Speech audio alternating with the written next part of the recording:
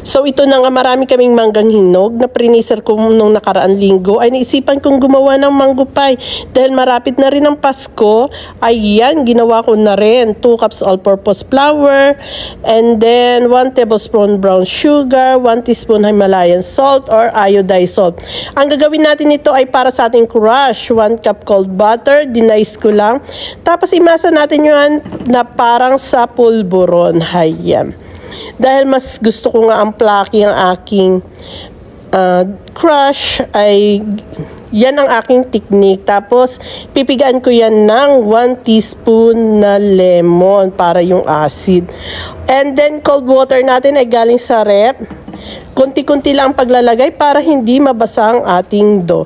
Imasa natin yan ng parang ganyan lang, hindi katulad sa tinapay. Ayan, masa-masa lang yan hanggang sa pagbumilog. Pag bumilog na ay ibalot sa cling film at ipasok sa rep. I-take a rest natin yan doon sa rep habang tayo ay gagawa ng ating peeling. Ito naman sa ating peeling ay may 1 cup cold water ako, 1 cup brown sugar, pwedeng puti, mango, 3 pieces overripe. Frozen yung gamit ko ha. Tapos habang kumukulo siya, ay gagawa naman tayo ng ating crush, yung ating pinahingang crush doon. Ilalagay na natin doon sa ating pan. Tapos, ayan, ilagay natin yan. Pagkatapos niyan, ay tusok-tusokin natin ng tinidor. Para yung pag naluto ba hindi siya aangat. Ayan. Madali lamang ito, konting tiyaga, pasensya, at syempre, sipag-sipag din. Tapos maganda ito sa darating na Kapaskuhan. Pwedeng kapag halimbawang may mga bisibisita, pwede nyo siyang dalhin. Nakakasosyal, diba? Tapos pwede nyo rin siyang ibenta. Biruin mo, rarakit kayo. Tapos hayan, dahan-dahan nating ititiklop. At ilalagay na natin dun sa ating na-prepared na pan. 8 inches siya yan. Hindi ko nasukat pero alam ko 8 inches yan. Hayan. Okay. Dahan-dahan lang natin. Tapos, tutusukan natin yan ng tinidor.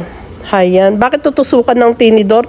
Para kapag maluto siya, hindi siya aangat. Kasi kapag wala siyang butas-butas, ay baka umangat siya. Aangat siya pataas. Ayan. Then, ayan, i-take a rest ulit natin yan sa rep. Ipasok natin sa rep. Habang naghihintay tayo ng ating pinalamig na ginawa nating peeling. Ayan. Ito yung pang tougher niya. Tapos, ayan yung peeling. Para lumapot siya at mabilis lumapot, maglagay tayo ng cornstarch. Idilot lang natin yan sa konting tubig at ilagay natin dun sa ating mangga. Halu-haluin para hindi dumikit sa ilalim. Tapos palamigin natin yan bago ko inilagay dyan sa pan. Pinalamig ko yan muna. Tapos hayam. Ipinasok ko na dun sa ating pan. At yung topper natin ay bahala na kayo sa design, pero ako yung parang banig, nilalala lang. Konting tiyaga, pasensya, at may masarap na kayong dessert. Ayan. O diba, parang buko pie yan. Yung crush natin pwede sa buko pie. Pero magkaiba sila. Ang buko pie ay syempre lalagyan nyo ng sabaw ng buko or gata. And bahala na kayo. Tapos, ayan, tiyaga-tiyaga lang. Tapos kung hindi pa kayo nakasubscribe at nakapollow sa aking channel, paki-subscribe, like, hit the notification bell button para updated kayo sa aming mga video. At kung kayo ay OFW, na balak nyo na umuwi ng Pilipinas at mag-for good doon, at nag-iisip kayo ng mga racket, ay ipalo nyo na ako kasi baka makatulong ako sa inyo. Ideas, di ba ideas? Kahit hindi nyo sundin yung aking recipe, ay may idea kayo para sa gagawin nating pang rocket. Nag-rocket din ako pag umuwi. Gumagawa ko ng mga chiffon cake, pero hindi na ako nagtatoppings, hindi na ako nag-icing kasi mahal na yon. Ang ginagawa ko lamang ay yung abot kaya lamang.